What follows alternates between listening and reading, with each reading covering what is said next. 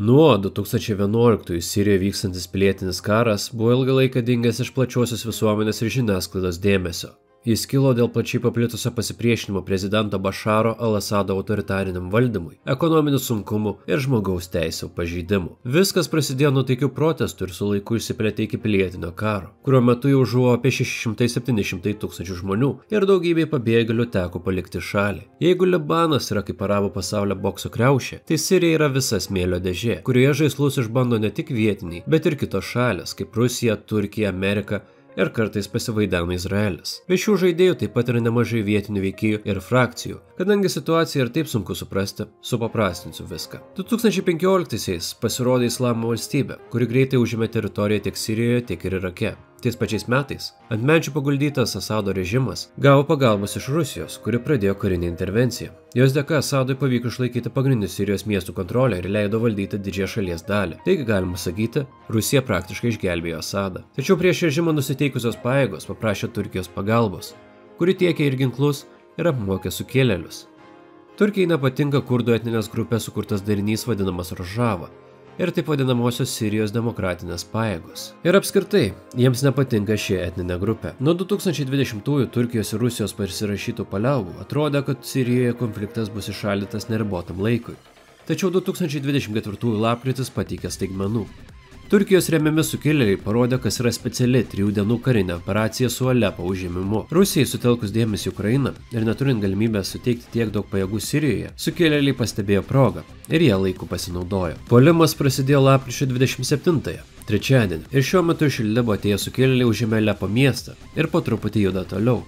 Tuo tarpu Sirijos armija traukėsi su sąjungininkais iš Rusijos. Turkijos teigimu tai yra ribota operacija ir jie siekiama atkurti vidaus sienas pagal 2019 susitarimą dėl deeskalacijos zonos. Sukilėliai paskutinį kartą šiame mieste buvo 2016-aisiais ir dabar jį pergalingai grįžta. Tiesa, dar kol kas smūgis nors ir netikėtas nėra toks, kad nubaustų visą režimą, tačiau papurtyti gali visai neblogai. Turkijos ginklai ir apmokymai davė vaisių ir dabar sukilėliai geriau organizuoti ir teikianti žymiai didesnį iššūkį nei prieš 13 metų. Asadas tikriausiai tikėjosi, kad nuo 2020-ųjų Erdoganas pripažins jo teritorijoje kontrolę ir išeis iš šalies, taip stabilizuojant ją tiek politiškai, tiek ir ekonomiškai. Deja, to neįvyko. Ir dėl kurdų grėsmės Erdoganas savo žygius tęs toliau. Turkija okupavo viso labo tik 8835 kvadratinius kilometrus Sirijos teritorijos, kas matomai yra gerokai per mažai. 2024 rugsėjį Turkija priėmė Rusijos bandymą dėrėtis dėl Sirijos ir sutiko diplomatiniu būdu stabdyti konfliktą. Erdoganas taip pat buvo pažadėjęs normalizuoti Turkijos ir Sirijos santykius, netgi pasikviesti patį poną Asadą su žmona.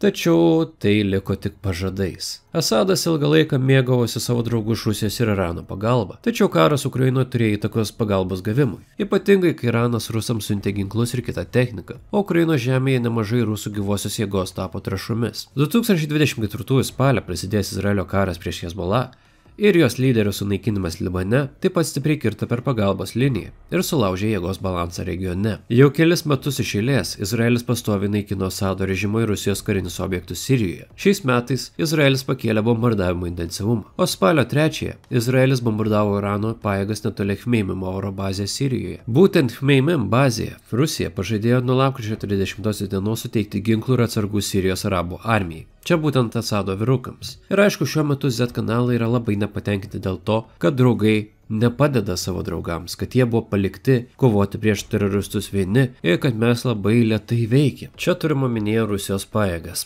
Kremliaus atstovas spaudai Dmitrijus Peskovas teigia, kad Maskva sukilėlių išpuolį laiko Sirijos suvereniteto pažeidimu ir nori, kad valdžios institucijos skubiai imtųsi veiksmų. Kalbant apie padėtį aplink Alepą, tai yra išpuolis prieš Sirijos suverenitetą. Ir mes pasisakome už tai, kad Sirijos valdžios institucijos kuo greičiau sutvarkytų teritoriją ir atkurtų konstitucinę tvarką. Tiesa, pats Asadas buvo išvykęs į Maskvą prašyti Rusijos pagalbos. Iranas bando padėti Sirijai, bet jo pastangos gan ribotos. Nors Maskva, Iranas ir Asado Sirija dalinasi žvalgybą ir siunčia sukarintas pajėgas, Iranas nėra tokioje pozicijoje, kurioje galėtų stipriau pasireikšti. Ir Izraelis jam panorėjus gali tas užmačias patrumpinti. Užuot tiesiogiai prisidėjusi, Rusija galėtų remti Iraną tiekdama ginklus Irano sukarintoms pajėgoms, įskaitant Hezbollah ir Hučių grupuotes, tačiau Kremliui tai būtų logiškiau, jeigu tai būtų skirta pakenkti Jungtinėms valstijoms. Todėl Rusija galėtų siųsti ginklus Irano vietininkams tik tuo atveju, jeigu JAV kariai aktyviai dalyvautų konflikte. Ir kalbant apie juos, šalies šiaurės rytuose Rožavoje vis dar yra dislokuoti jie. Jie gali neleisti prasiveržti turkams ir Asado sirams, tačiau paskutiniuoju metu įvairios sukarintos grupuotės bandė užpulti amerikiečių aviacijos bazes. Žinoma, amerikiečių atsakas buvo pakankamai aiškus, greitas ir galingas. Rožavoje esančios Sirijos demokratinės pajėgos taip pat pajudėjo su Alepo šturmo sėkme, tačiau kadangi nedraugauja su Turkijos remiamais sukilėliais, jų progresas ribotas ir dažnai stabdomas. Toliau dar yra ir Islamo valstybė, kuris stipriai prarado pozicijas nuo 2016-ųjų, kadangi buvo viena iš žiauriausių organizacijų, greitai pakilo, taip pat greitai ir nusileido. O dabar Sirijos ir kitų šalių kalėjimuose yra ryškus kiekis buvusių Islamo valstybės karių, kurie gali būti panaudoti reikalui esant. Taip pat reikia pasakyti, kad Islamo valstybė turi kelis taškus, kuriuose dar laikosi, pačioje Sirijoje. Tačiau jie negali niekaip prasiveržti toliau. Šis besikeičiantis scenarius gali privesti Jungtinės valstijas pakeisti savo politiką Sirijoje. Vašingtonas ilgą laiką sviravo tarp tolerancijos Asado valdymui ir status quo palaikymui, kai kurdų pajėgos kontroliuoja šiaurės rytus, o sukilėliai laikosi šiaurės vakaruose. Tačiau atsiranda nauja tikimybė – priversti Asado režimą toliau trauktis, sudaryti galimas sąlygas pabėgėliams grįžti namo ir dar kartą pakeisti Sirijos politinį žemėlapį.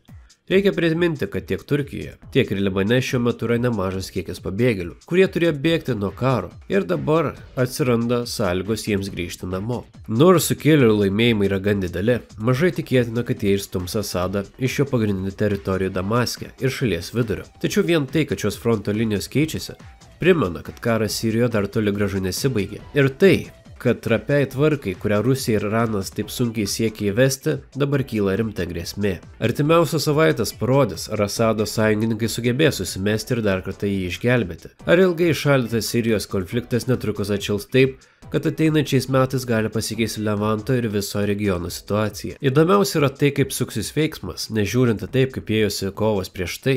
Gali būti, kad net jeigu ir bus nuverstas Al-Asadas, vis tiek lauks dar ilgi metai konflikto.